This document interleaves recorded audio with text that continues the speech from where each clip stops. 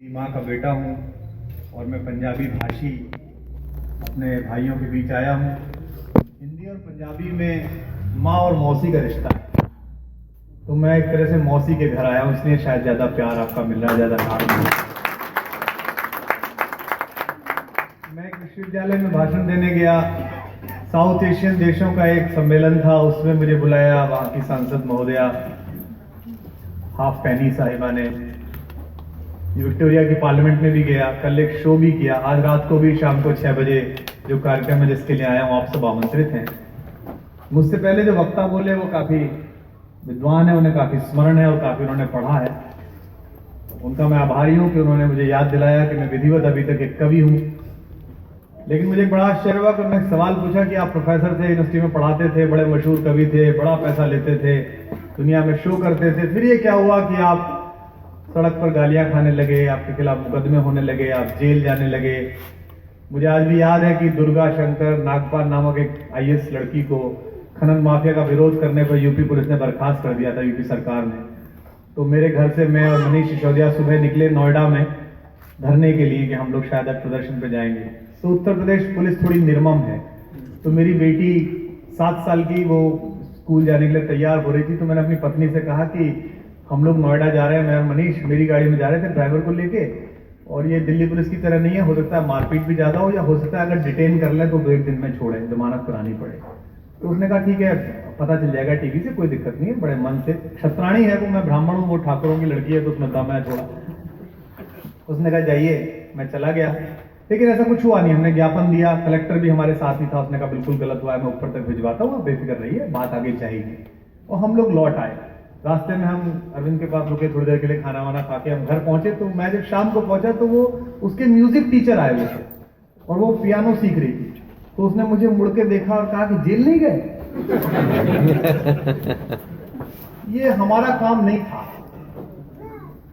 आप समझते हैं कि आपने सवाल पूछा कि आप प्रोफेसर थे तो आप ऐसे कैसे आ गए? इस सवाल का जवाब तो सिक्खी के इतिहास से जुड़ा हुआ है, खालसा पंथ की हिस्ट्री से जुड़ा हुआ है। बाबा गुरु नानक देव जी ने दुनिया के धार्मिक भ्रष्टाचार के खिलाफ पहली आवाज उठाई पिछले 1000 साल में। उन्होंने कहा कि यह नहीं चलेगा कि इस दिशा में मुंह करो, इस दिशा में लेटो, इस दिशा में जाओ।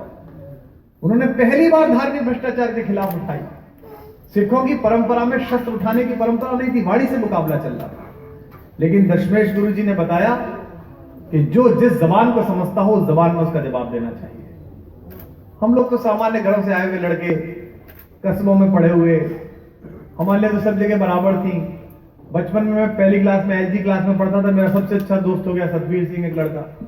उसके पिताजी सरदार राजेंद्र सिंह मेरे पिताजी के बहुत अच्छे दोस्त, और खूब सारी बातें चलती थी, सिक्की का इतिहास चलता था। दोनों प्रोफेसर दोनों सुबह बैठ जाएं, लंबी लंबी बातें करें, डल्ला सेठ का किस्सा, पंज प्यारों का किस्सा, ऐसा हुआ था सरहिंद की लड़ाई में, फिर ऐसा हुआ चमकौरगढ़ी की लड़ाई में, ऐसा हुआ मलेरकोटला के नवाब ने फिर ऐसा किया था। जो किस्से कहानी मेरे पास तक पहुंचते रहे, जो इतिहास पहुंचता रहा। हम तो अपना काम कर रहे थे। लेकिन कॉमनवेल्थ के समय देश लुटता दिखाई दिया। कॉमनवेल्थ के टाइम पूरी दुनिया में यह चर्चा नहीं थी कि कॉमनवेल्थ कौन जीतेगा, यह चर्चा थी कि खाया कितना जा रहा है। 75,000 रुपए का 3 टन का AC लगता था, 1.5 लाख रुपए महीने के किराए पे 3 महीने के लिए AC खरीदे गए। पूरे देश में कोई बोलने को तैयार नहीं था। मेरे घर पर खाना था, 3-4 दोस्त खाना खा रहे थे, मनीष भी थे, अरविंद भी थे। तो कॉमनवेल्थ की ओपनिंग सेरेमनी के कार्ड पड़े थे मेरे घर, किसी ने भेजे थे, सोच के कि सेलिब्रिटी पोइट है, आएगा तो जरा स्टैंड में लाइट वाइट जलेगी, कैमरा आएगा। तो उस कार्ड को देख के अरविंद ने यूं देख के कहा, बोले जाते में अच्छा लगेगा इसमें? तो मैंने कहा अच्छा मतलब? बोले ये देश का पैसा लुट रहा है, गरीबों का पैसा लुटा रहे हैं, ये इसमें जाते अच्छे लोग। मैंने कहा आप कर क्या सकते हैं, कुछ हो तो सकता नहीं। बोले यही गलती है कि कुछ नहीं हो सकता, आओ इसके खिलाफ एक FIR करते हैं। अब आप सोचो, देश की सरकार, केंद्र की सरकार शक्तिशाली, पूर्ण बहुमत की, क्या FIR? 5 सिरफिरे गाड़ी में बैठ के चले और पार्लियामेंट स्ट्रीट थाने में पहली FIR हमने कॉमनवेल्थ में सरकार के खिलाफ कर दी, कलमाडी साहब के खिलाफ कर दी। लोगों ने कहा पागल हो गए। मेरे पिताजी ने कहा अपना काम धाम जारी रखना, ये तो सब तुम पागल बनने काम है, थोड़ा बहुत कर लो, ठीक है, तो अपना काम मत। बेचारे वो पुराने प्रोफेसर जैसे से उन्होंने अपनी जिंदगी चलाई, हम लड़ते रहे। पहली FIR हुई, उसके बाद 1 अप्रैल का आंदोलन हुआ, उसके बाद 15 अगस्त का आंदोलन हुआ, उसके बाद 84 के पीड़ितों के हक के लिए मैं और अरविंद भाई जंतर मंतर पर बीबी नरपीत कौर के साथ 2 दिन तक अनशन पर बैठे। फिर उसके बाद वो अनशन समाप्त हुआ इस आश्वासन के साथ कि कुछ होगा। पंजाब की तत्कालीन सरकार के मंत्रियों ने कहा कि हम कुछ करेंगे, हुआ कुछ भी नहीं। ऐसे ही किस्से चलते रहे। मैं शायर हूं, मैं शायर रहना चाहता हूं। पंजाब से मेरा नाता इतना होना चाहिए कि मुझे बाबा फरीद अच्छे लगे, वारिस शाह अच्छे लगे, बुल्ले शाह अच्छे लगे, और ज्यादा रोमांस में हूं तो शिव बटाल भी अच्छा लगे कि पुछदे हो हाल फकीरा दा साडा नदिया बिछड़े नीरा दा। मेरा ये वास्ता होना चाहिए था। मेरा कोई काम थोड़ी था जो मैं कर रहा हूं, और मैं इस काम में बहुत खुश नहीं हूं कि इसमें मुझे कुछ बहुत बड़ा मिल जाएगा।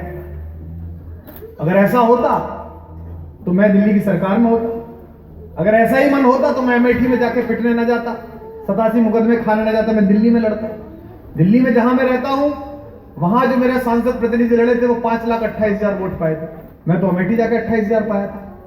मुझसे किसी ने कहा कि हारना ही था तो इतनी दूर क्यों हारने गए। मैंने खालसा पंथ की एक बात उठा के उसके दी, और मैंने उसको कहा कि हारना जीतना नहीं होता। तारीख में लड़ाइयां इस बात से नहीं याद रखी जाती कि हारा जीता कौन। तारीख में लड़ाइयां इस बात से याद रखी जाती है कि गोली पीठ पर खाई कि छाती पर खाई। आप जाकर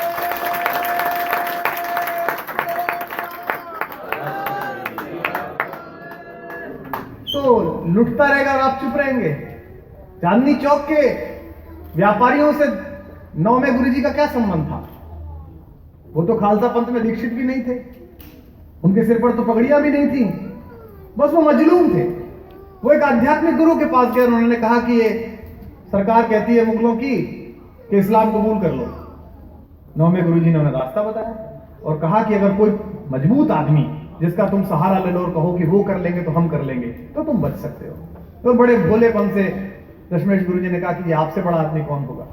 और आप सब ने देखा कि 3 पीढ़ियां धर्म के नाते कुर्बान हो गई। 4 साहबजादे कुर्बान हो गए, 2 लड़ाई में काम आए, दीवार में चिनवा दिए, और उसके बाद भी जज्बा ये रहा कि 4 हुए तो क्या हुआ, जीवित कई हजार। तो खालसा पंथ ने सिखाया है, मेरे धर्म ने सिखाया है कि अत्याचार हो, गलती हो तो रीढ़ की हड्डी सीधी करके खड़े हो जाओ। अब उसका परिणाम क्या होगा हमें पता नहीं। मैं अभी प्रधान जी से बात कर रहा था नीचे बैठ के, तब मैंने भी वहां भी ये बात कही, आपसे भी यही बात कहता हूं जो इस जगह पर आए। आपका आभारी हूं कि आप यहाँ आए। शाम को कार्यक्रम में जरूर आइए, सुनिएगा, कविता सुनिएगा, हिंदी और उर्दू और पंजाबी। देखिएगा कितने जादू के साथ लोगों के सिर पर चढ़ती हैं और कितना आनंद आता है। लेकिन आपसे भी मेरा यही कहना है, शहीद आजम 12 साल के थे जब जलियांवाला बाग हुआ। मैंने अभी आज तक पे एक प्रोग्राम किया था, अगर आप में से कुछ लोगों ने देखा हो, जलियांवाला बाग में 12 साल के थे, 12 मील चल के आए जब उन्हें पता चला कि वहां ऐसा दुर्धर्ष कांड हुआ है। और उसके बाद वो मिट्टी उठा के लेके गए कसम खाते हुए। अपने चाचा अजीत सिंह जी से प्रभावित थे, बहुत ज्यादा प्रभावित थे। उन्होंने उनके अंदर बगावत का बीज बोया। जब फांसी हुई तो उनको चंद्रशेखर आजाद ने खत भिजवाया बटुकेश्वर दत्त के हाथों और कहा कि सरदार हम आपको बचा लेंगे, कोट लखपत जेल की दीवार बारूद से तोड़ देंगे, हम आपको फांसी नहीं चढ़ने देंगे। उनका वो खत आज भी प्रकाशन विभाग की किताब में है। उनके प्रपौत्र अभितेज सिंह संधू से आप किताब ले सकते हैं, किताब साइट पर भी है। उस किताब में उनका खत है, उन्होंने लिखा चंद्रशेखर आजाद को कि पंडित जी मैं भी जीना चाहता हूं, मुझे कोई मरने का शौक नहीं है, मुझे जान देने का शौक नहीं है, पर मुझे बचाना मत, मुझे फांसी चढ़ जाने देना। क्योंकि मैं इसलिए फांसी चढ़ना चाहता हूं कि आने वाली नस्लों में हिंदुस्तान की मां ये ख्वाब देखें कि उनकी कोख से भगत सिंह जैसा बेटा पैदा हो। और आज हिंदुस्तान के नोटों पर चाहे हमारे राष्ट्रपिता महात्मा गांधी जी का चित्र छपता हो, हमारे राष्ट्रपिता हैं, लेकिन हिंदुस्तान के पूरे भारत के हर नौजवान लड़के के, लड़की के, हर जिगर वाले आदमी के दिल पर केवल एक ही फोटो छपता है, शहीद आजम भगत सिंह, जो बाहर निकलता है। कल मैं परसों गया था तो हमसे विक्टोरिया प्रांत के जो लेबर पार्टी के सांसद थे श्री टिम साहब, उन्होंने मुझसे कहा मैं आपसे इसलिए मिलना चाहता था, मैं देखना चाहता था, हम 120 साल पुरानी पार्टी है, ये कौन सी पार्टी है जो 2-2.5 साल में आई है और 70 में से 67 सीटें जिसने ले ली। मैंने उनसे कहा कि हम इस बात पर बहुत गर्वित नहीं है, हम इस बात पर कोई गुरूर नहीं है, क्योंकि हमने दोनों प्रकार की चीजें सह के देख ली हैं। हम हार के भी आ चुके हैं, हम जीत के भी आ चुके हैं। हमने वो वक्त भी देखा है जब हमें 4 आदमी पार्टी कहा गया, जब हम हिंदुस्तान में 423 सीटों पर लड़े और केवल पंजाब से हमें 4 सीटें आई। भाजपा के एक सांसद ने, नवनिर्वाचित सांसद ने मजाक में मुझसे एयरपोर्ट पे कहा, कुमार जी 4 ही आए हैं, मैंने कहा भ्रष्टाचार की अर्थी उठाने के लिए 4 ही काफी होते हैं। और आए भी कहां से हैं जहां 1 ही 1.25 लाख के बराबर होता है, कहीं और से। तो ये हुकूमतें तो आनी जानी है। अगर किसी को ये भ्रम हो गया है, किसी को ये गलतफहमी है कि पंजाब उनकी बकौती है, किसी को ये गलतफहमी हो गई है कि वो सियासत का, मजहब और मजहब की सियासत का घालमेल करके काम चलाने में, तो भूल जाइए। आप तो 10 साल 15 साल के नए राजा हो। आपकी तो लाल बत्तियां नई है, आपकी ये चमकदार ऐसी गाड़ियां तो नई है। आपके ये कनाडा में, कैलिगरी में, एडमिंटन में जो पैसे के आपने पेड़ लगाए बड़े बड़े कबड्डियों के नाम के, ये तो नए हुजूर। ये जो नशे का पैसा आपने कमाया है तो नया है। यहां पगड़ी वाले लोग बैठे हैं, जिन अंग्रेजों का सूरज नहीं डूबता था, जिनका यूनियन जैक हिंदुस्तान में उतरता था तो ऑस्ट्रेलिया में चढ़ जाता था, ऑस्ट्रेलिया में उतरता तो साउथ अफ्रीका में चढ़ जाता था। जिन अंग्रेजों का सूरज नहीं डूबता था, उनके वायसराय के कपड़े हिंदुस्तान के बैंड बाजे वाले पहनते हैं। वक्त बदलता है,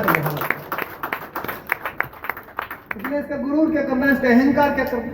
और आप क्या कहना चाहते हैं? आपके पास तर्क क्या है? पहले क्या तर्क था? ये तो अमेरिका फंड देते हैं। सबसे पहले हमसे बोले अमेरिका फंड। हम राजनीति करना चाहते थे कि जितने लोग यहाँ बैठे हैं, आपको 2 साल याद है कि मैं जाता था बहस में, आपने टीवी पे देखा होगा, हम कहते थे लोकपाल बना दो साहब, भ्रष्टाचार बहुत हो रहा है। देखिए कानून तो सदन में बनता है, ज्यादा समस्या है चुनाव लड़िए, अंदर आइए, कानून बना लीजिए। हम कुछ भी कहें उनसे कि साहब वो ऐसे इज्जत लुट गई दामिनी लड़की की, ऐसा हो गया कुछ कर ले, देखिए कानून तो अपने हिसाब से करता है। हम जनप्रतिनिधि लोग हैं, भारत की संसद में बैठते हैं, पार्लियामेंट में बैठते हैं, विधानसभा में बैठते हैं। आइए, इनको ये लगता था आम आदमी तो बहुत कुचला पिछला, आंदोलन नहीं कर सकता, लो करके दिखा दिया। कर तो लेगा, सफल नहीं हो सकता, लो सफल करके दिखा दिया। बोले आंदोलन से क्या होता है, पार्टी बना के दिखाओ, दिखा दी। बोले पार्टी तो 1400 चुनाव लड़के दिखाओ, दिखाया। बोले 76 पार्टी चुनाव लड़ रही है, जीत के दिखाओ, दिखा दी। बोले सरकार बना के दिखाओ, बना दी। बोले तो माइनॉरिटी के लोग के मेजोरिटी की बना दी, ज्यादा कहोगे तो देश की बना देंगे, पंजाब की बना देंगे। आम आदमी जब खड़ा होगा तो सब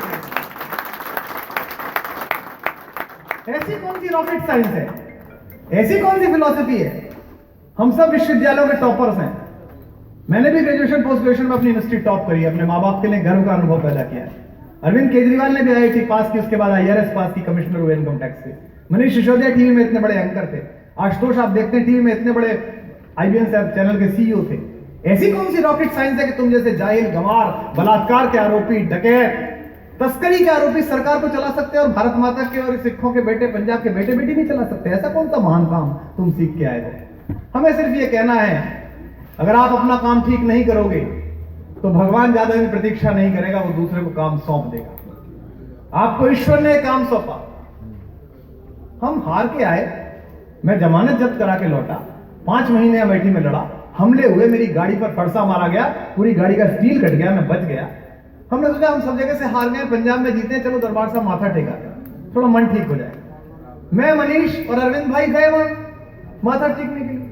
यार ये तो भगवान का मंदिर है, मैं यहां आज आया हूं, आपने मुझसे बात करने के लिए कह जरूर दिया, पर मैं किस लिए आया हूं? मेरी तबीयत खराब थी, चलो मैं दरबार साहब में माथा टेक देता हूं, थोड़ी तबीयत ठीक हो जाएगी। हम माथा टेकने के गए, आपको इतनी हमसे घृणा थी कि आपने प्रसारण बंद करा दिया चैनल का। एडमिंटन में, वैंकूवर में, सरी में कोई बीबी जी बैठी होंगी 80 साल की, कोई वीर जी बैठे होंगे 90 साल के अपने बेटों के पास कि चलो मैं लाइव देख लूं दरबार साहब। आपने उसी को काट दिया। आपकी दुश्मनी हमसे है कि दरबार साहब से? अगर हमसे इतनी दुश्मनी है और आपको लगता है कि ये प्रसारण काट के आप अपनी जिंदगी चला लेंगे, तो आपको पता नहीं है कि जिनका आप प्रसारण काट रहे हो, अगर उन्होंने सोच लिया तो पूरी जिंदगी के प्रसारण कट जाएंगे, कहीं भी पहुंचने की संभावना नहीं। तो पंजाब में लड़ाई छोटी सी बात की है, ये है तो सबके लिए हो, ये जिद हमारी है। ये है तो सबके लिए हो, ये जिद हमारी है। बस इसी बात पे दुनिया से जंग जारी है। और मैं कतरा होके भी, लोग कहते हैं कि हर सीट का 100 करोड़ रखा है, उन्होंने क्या लड़ोगे? अरे हमको बता रहे हो, जिन्होंने बाज लड़ा दिए, जिन्होंने 1 से 1.25 लाख लड़ा दिया, हम तो उनके साथ काम कर रहे हैं, हम थोड़ी लड़ रहे हैं, वही लड़ेंगे। ये है तो सबके लिए हो, ये जिद हमारी है। बस इसी बात पे दुनिया से जंग जारी है। मैं कतरा होके भी तूफान से होड़ लेता हूं, मुझे बचाना समंदर की जिम्मेदारी है। और इश्यू क्या लेके आएंगे? ये बचपन में कुमार विश्वास ने पूजा में एक लड्डू फालतू उठाया था, बहुत बड़ा भ्रष्टाचार है।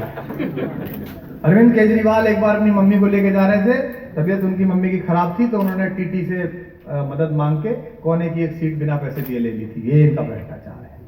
लोगों को मूर्ख समझते हैं आप। 2014 में 2012-13 में हमने लड़ाई शुरू करी। मैं तो शायरी कर रहा था, सारी सरकारें खुश थी, हर नेता खुश था। आजकल तो मैं सोचता हूँ मैं पंजाब जाऊं और मैं अपनी प्रसिद्ध कविता बोलूं कि मगर धरती की बेचैनी को बादल समझता है, तो पता नहीं मुकदमा नहीं करते मेरे खिलाफ कि तुमने नाम के आगे माननीय मुख्यमंत्री क्यों नहीं लगाया। अब मैं उनसे क्या बताऊं कि मीटर में फिट ही नहीं हो रहा तो मैं कहां से लगाऊं। तो पट्टों ने क्या करा कि पिछले 15 साल में मैंने जितना सुनाया था उस सबको बैठ के लोग लगा के सुनवाया। क्या बोला है ये? मैंने कभी शंकर जी पे कोई चुटकुला सुनाया होगा? दुनिया सुनाती है। कुमार विश्वास एब्यूजिंग हिंदूज। मैंने संता बंता पे चुटकुला सुनाया होगा? सबने सुनाया। कुमार विश्वास एब्यूजिंग सिख। मैंने मुसलमान भाइयों के साथ कोई मजाक कर दी। कुमार विश्वास एब्यूजिंग इस्लाम। मैंने जाटों पर एक चुटकुला सुनाया, हमारे इलाके में जाट ऐसे होते हैं भाई। मैं कल ही सुना रहा था भाई कहीं कि हमारे यहाँ तो इतने समाज सेवी लोग हैं हमारे उत्तर प्रदेश में और पंजाब और हरियाणा में कि वो 2 सीटर जहाज एक खेत में गिर गया तो पूरा गांव भागा और शव निकालने में इतनी ज्यादा मेहनत करी कि 60 शव निकल आए।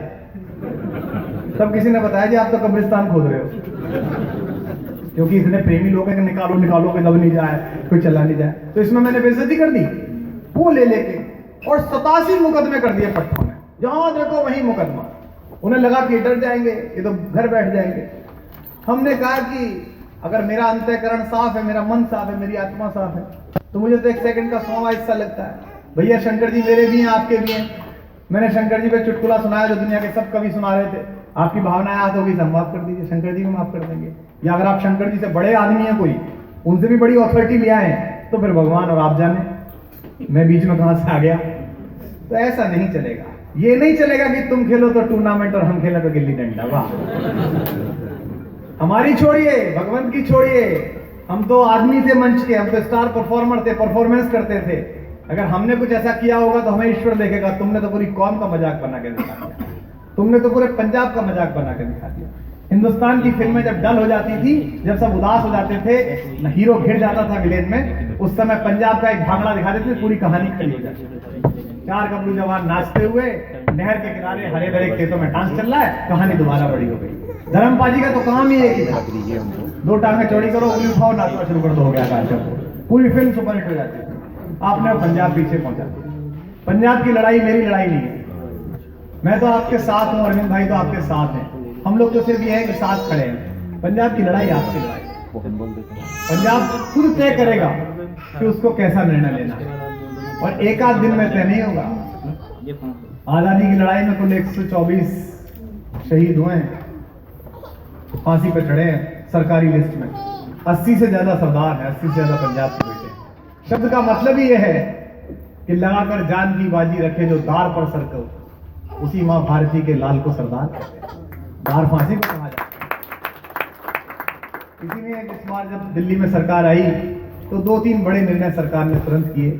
सबसे पहले एक SIT गठित की, उसके बाद जो 84 के दंगा पीड़ित थे उनके लिए एक सहायता राशि तुरंत घोषित करके तुरंत उसे निस्तारित किया गया। और हम आभारी हैं दिल्ली की सरकार के, वहां के मुख्यमंत्री के, कि उन्होंने कहा कि उन दंगों में किसी भी व्यक्ति को अगर कोई मुकदमा दुनिया के किसी कोर्ट में लड़ना है, चाहे वो हेग हो और चाहे वो सुप्रीम कोर्ट हो, उस लड़ने वाले व्यक्ति की सारी कानूनी सहायता की फीस, वकील से लेकर कागज तक की, वो दिल्ली सरकार पे करे। अगर कोई भी लड़ना चाहता है उसके। और फुल्का जी जैसे बड़े नेता के नेतृत्व में वो काम चल रहा है। लाल किले में जिसमें कभी बाबर अकबर घूमते थे, उसके पत्थरों पे काई जम गई है, पीपल निकल आया है। तो मुझे उम्मीद है, मुझे आशा है, मेरी तबीयत भी थोड़ी नासाज है, लेकिन अब थोड़ा सा ऊर्जा मिली है आपसे मिलके, आपसे यूरेनियम मिला है। शाम को तो आप जरूर आइएगा, लेकिन ध्यान रखिएगा कि अगर आग बुझ गई तो फिर ये बरसों में जलेगी, फिर ये जल नहीं पाएगी। बहुत मुश्किल से आग जली। कहना आसान है कि मैं ऑस्ट्रेलिया आया हूं, कहना आसान है कि मैं सिडनी आया हूं, कहना आसान है कि मैं टीवी पे दिखता हूं या मेरे फेसबुक पेज पे 30 लाख लोग हैं, लेकिन इस कष्ट को समझिए कि मेरी भी बेटी बड़ी हो रही है। और मेरी बड़ी बेटी जब टेलीविजन पे खबर देखती है कि उसके पिताजी के खिलाफ मुकदमा लिख दिया गया, उनको गालियां लिख दी गई, घर पर फोन पर गालियां दे दी गई, रात को गार्ड सो रहा है तो 15 लड़के मोटरसाइकिल में निकाल के घर के बाहर माँ बहन की गाली देते चले गए। तो ये तो बहुत छोटी छोटी शर्तें हैं, आप लोग तो उस परंपरा से आए हैं जहां पूरा पूरा वंश कुर्बान किया गया है। हमने तो इस आजादी के लिए, इस पूरे काम के लिए नाखून की उंगली नहीं कटाई। हमने तो बहुत छोटी शर्तें हैं, पर हमें अभ्यास नहीं था, हमने सीखा नहीं था। हम आपसे सीख रहे हैं, हम धीमे धीमे जानने की कोशिश कर रहे हैं। कोशिश करिए कि पंजाब बच सके, कोशिश करिए कि आप दोबारा उन्हीं खेतों की ओर, उन्हीं गांव की ओर आदर और श्रद्धा से देख सकें। मैं आप सबसे अनुरोध करता हूं, किसी भी राजनीतिक पार्टी से आप जुड़े हों, मैं बिल्कुल इस पवित्र भगवान के मंदिर में आपसे ये नहीं कहूंगा कि मैं जिस पार्टी से जुड़ा हूं आप उससे ही जुड़ें। मैं बिल्कुल नहीं कहूंगा कि आप उसका काम करें या उसके लिए समर्थन दें। बस पंजाब के लिए थोड़ा समय दें, पंजाब की समस्याओं पर सोचना शुरू कर दें। जहां गलती हमारी हो हमें भी बताएंगे, आप ऐसा गलत कर रहे हैं, ऐसा कर लें। मुझको जिम्मेदारी सौंपी गई है ओवरसीज के दोस्तों से बात करने के लिए, इसलिए मैं जा भी रहा हूं। जहां गलती उनकी हो उनसे भी कहा जाए, लेकिन ये लोकतंत्र की रोटी अगर आपने एक ही तवे पे एक तरफ रखी 15 साल, तो ये काली पड़ जाएगी, खाने लायक नहीं बचेगी। यहाँ माएँ बैठी हैं, हमारी बहनें, हमारी बेटियां, हमारी भाभियां बैठी हैं, वो जानती है कि रोटी अलटे पलटे जब तक नहीं, तब तक वो सिकती नहीं है, उसमें सौंधी सुगंध नहीं आती। आप सबने बहुत मन के साथ सुना, बहुत आपका आभारी हूँ, ईश्वर के प्रति आभारी हूँ कि उसने मुझे अवसर दिया कि मैं ऑस्ट्रेलिया के सबसे बड़े तीर्थ में आज उसने मेरी हाजिरी लगवाई। वो बार बार ये हाजिरी लगाने का मौका देता रहे। शाम को मैं आप सबको आमंत्रित करता हूँ कि आप सब जहाँ भी है, मुझे तो पता नहीं है कहाँ पर वो कार्यक्रम है, ब्लैक टाउन हॉइट्स में कार्यक्रम है, उसमें जरूर आइएगा। क्योंकि मेरी भी विरासत कविता की है, शायरी की, जो उन्होंने कहा कि बाबा फरीद से वाणी आती है, वहां से ही है। आप सबका बहुत बहुत आभार। बस मुझसे इतना वादा करिए ताकि मैं दिल्ली जाके अपने नेताओं को, अपने साथियों को बता सकूं कि पंजाब को लेके लोग चिंतित हैं, पंजाब को लेके लोगों के मन में बात है, धारणाएं हैं कि कुछ हो सकता है। क्योंकि जिस तरह पुलिस राज्य है, जिस तरह से ड्रग्स का आतंक है, जिस तरह से लाल बत्तियों का आतंक है, ये तो पंजाब नहीं था जो हमने सोचा था, ये तो चीजें हमने नहीं सोची थी। आप सबसे हाथ जोड़कर इस बात का अनुरोध है कि कृपा पूर्वक अपने आप को तैयार रखिए और वही वाणी उच्चारिए कि अपनी लाशों से हम तारीख को आबाद रखेंगे। वो लड़ाई होगी कि काले अंग्रेज याद रखेंगे। जब तक लड़ाई होगी। बहुत बहुत शुक्रिया।